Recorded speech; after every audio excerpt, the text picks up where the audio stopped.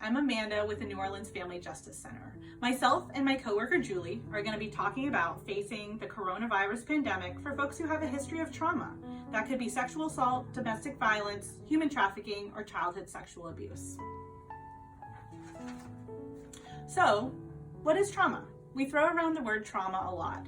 What I like to think of trauma as is something that overwhelms our normal system of coping, right? So when we're going through life day to day, we face challenges, but we have ways to deal with it, right? Whether that's through friends or family or self-care or just kind of pushing through. So those challenges don't impact our work, our relationships too much.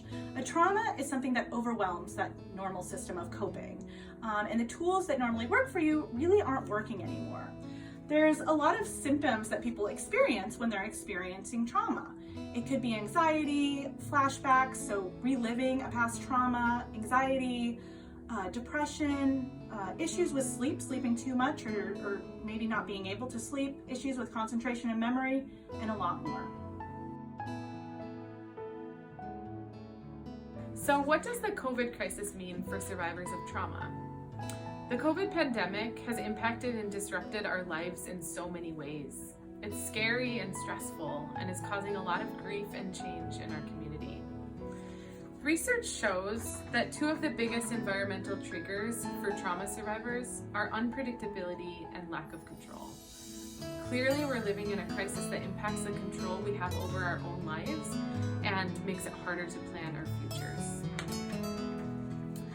When you have trauma in the past, this crisis might be particularly triggering. You may experience some of the trauma responses Amanda mentioned earlier, showing up in your body, emotions, and relationships. Your body might react in similar ways to when you experience past trauma. You might feel disconnected from your body or numb. You could experience difficulty breathing, difficulty sleeping, nightmares, or panic attacks. Emotionally, you may find you're feeling up and down, irritable, on edge. Your emotions are unpredictable.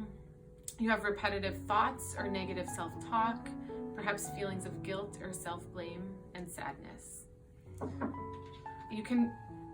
In your relationships, you might find this is causing strain and stress, or you might feel like withdrawing from people altogether.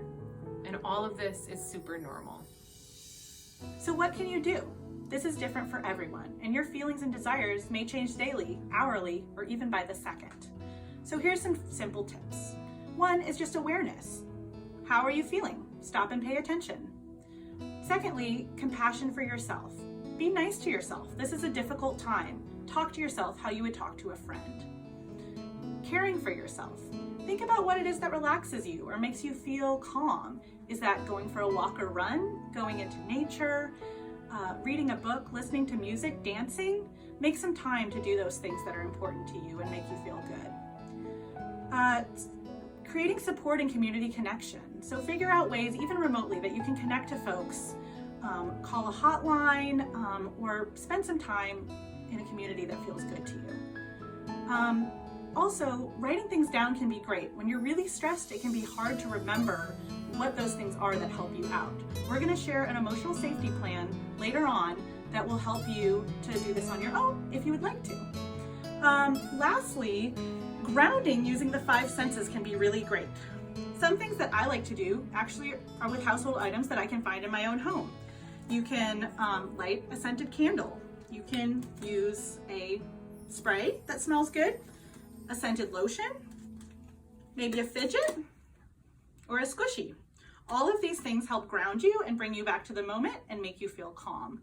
Lastly, we're going to share a video by our coworker Claire later on grounding techniques so you can learn those along with her. To be clear, trauma and stress don't cause or justify abuse. But we do know that abuse and violence can increase during times of stress and crisis. If you're experiencing domestic violence or sexual assault, call us at the Family Justice Center. And check out our website for additional information and healing activities that you can participate in remotely. And know that we're here for you.